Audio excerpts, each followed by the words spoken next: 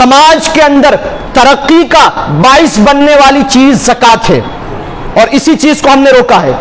وجہ کیا ہے جانتے ہیں آپ؟ پہلے دور میں یہ ہوا کرتا تھا حضور علیہ السلام کے دور میں کہ اجتماعی طور پر زکوٰۃ ادا کی جاتی تھی۔ اجتماعی طور پر معنی یہ ہے کہ زکوٰۃ کو ایک جگہ جمع کیا جاتا تھا، اور اس ایک جگہ جمع کر کے جہاں جہاں مستحقین ہیں ذمہ داران ان مستحقین تک پہنچاتے تھے۔ آج ہمارے یہاں معاملہ یہ ہو گیا ہے کہ اگر ہماری 10,000 کی زکوٰۃ نکلی ہے تو 2500 میں نے فلاں مدرسے میں، 2500 فلاں دارالعلوم میں، 2500 فلاں کو اور 2500 فلاں کو، وہ 2500 کھا پی کے برابر، وہ 2500 کھا پی کے برابر، اور سماج میں ان لوگوں کی زکوٰۃ وصول کرنے والے ان لوگوں کی تعداد آج بڑھ چکی ہے جو آپ کی زکوٰۃ لے کر کھا پی کر برابر کر دیتے ہیں۔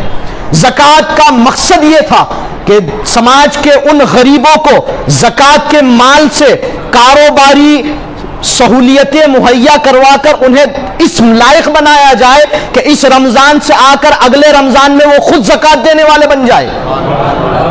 لیکن ہم نے یہ کیا کہ 2500 روپے میں کون سا صاحب زکوٰۃ دینے کا کام ہوتا ہے؟ 2500 روپے میں کون سا انسان اس لائق ہو جائے گا کہ وہ خود زکوٰۃ دے؟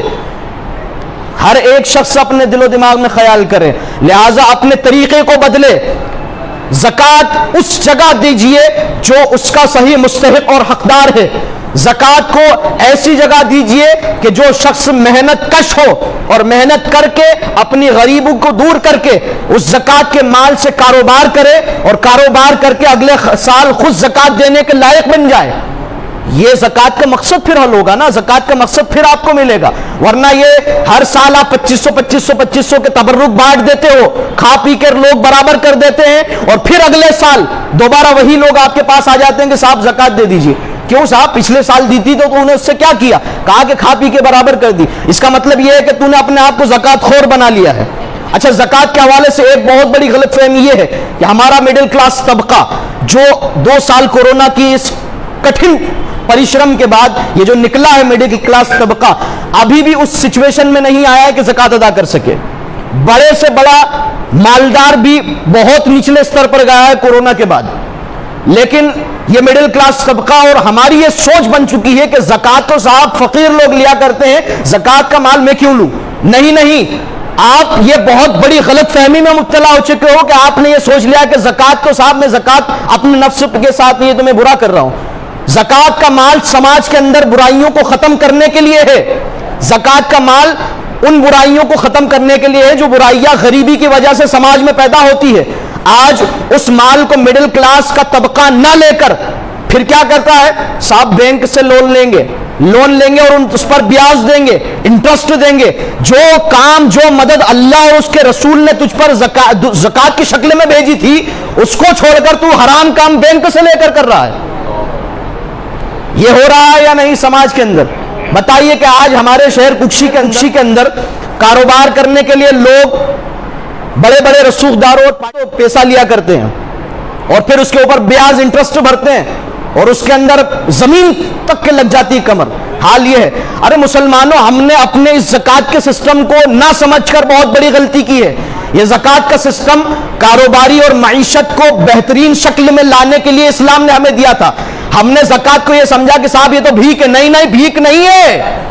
آپ زکوٰۃ لے کر زکوٰۃ دینے والے پر احسان کر رہے ہو، اس لیے کہ جس دن زکوٰۃ کے صحیح مفہوم کو یہ امت سمجھ لے گی اور زکوٰۃ کا ادائیگی صحیح طریقے سے ہونے لگ جائے گی، امت میں ایک شخص ایسا نہیں ملے گا جس کو زکوٰۃ دی جائے۔ پھر ہمارا یہ معاملہ ہو گیا کہ ہم نے اپنی سوچ اور اپنی عقل کے ترازو میں اسلام کے پیمانوں اور اسلام کے احکامات کو تولنا شروع کر دیا۔ یہ بہت بڑی غلط فہمی ہے۔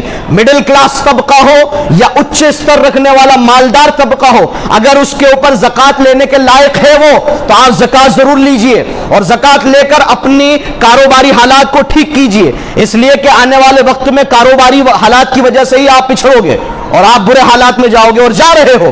اللہ تبارک و تعالی رحم فرمائے اس امت پر اور اس قوم پر۔ اللہ تبارک و تعالیٰ زکوٰۃ کے صحیح مفہوم کو سمجھنے کی ہمیں توفیق عطا فرمائے.